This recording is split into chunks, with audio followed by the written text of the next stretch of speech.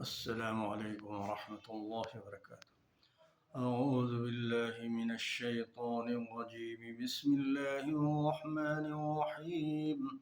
منها خلقناكم وفيها نعيدكم ومنها نخرجكم تارة أخرى ولقد أريناه آياتنا كلها فكذب وأبى قال أجئتنا لتخرجنا من أرضنا بسحرك يا موسى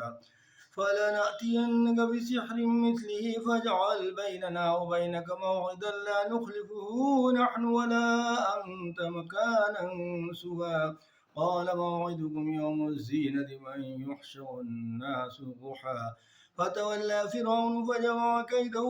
ثم أتى قال لهم موسى ويلكم لا تفتروا على الله كذبا فيسحتكم بعذاب وقد خاب من افترى فتنازعوا أمرهم بينهم وأسروا النجوى قالوا إن هذان لساحران يريدان أن يخرجاكم من أرضكم بسحرهما ويذهبا بطريقتكم المثلى فأجمعوا كيدكم ثم أتوا صفا فقد أفلح اليوم من استعلى قالوا يا موسى إما أن تلقي وإما أن نكون أول من ألقى قال بل ألقوا فإذا حبالهم عصي يخيل إليه من سحرهم أنها تسعى فأوجس في نفسه خيفة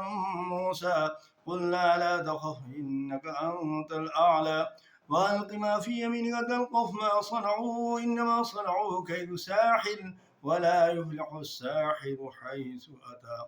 فألقي السحرة سجدا قالوا آمنا برب هارون وموسى قال آمنتم له قبل أن آذن لكم إنه لكبيركم الذي علمكم السحر فلأقطعن أيديكم وأرجلكم من خلاف ولأصلبنكم في جذوع النخل ولتعلمن أينا أشد عذابا وأبقى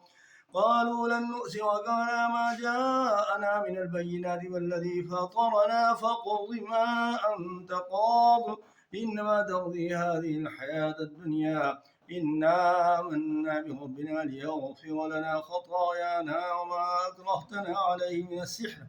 والله خير وأبقى إنه من يأت ربه مجرما فإن له جهنم لا يموت فيها ولا يحيا ومن يأته مؤمنا قد عمل الصالحات فأولئك لهم الدرجات العلى جنات عدن تجري من تحتها الأنهار خالدين فيها وذلك جزاء من تزكى ولقد أوحينا إلى موسى أن أسر بعبادي فاضرب لهم طريقا في البحر يبسا لا تخاف دركا ولا تخشى فأتبعهم فرعون بجنوده فغشيهم من اليم ما غشيهم وأضل فرعون قومه وما هدى يا بني إسرائيل قد أنجيناكم من عدوكم وأعذناكم جانب الطور الأيمن ونزلنا عليكم المن والسلوى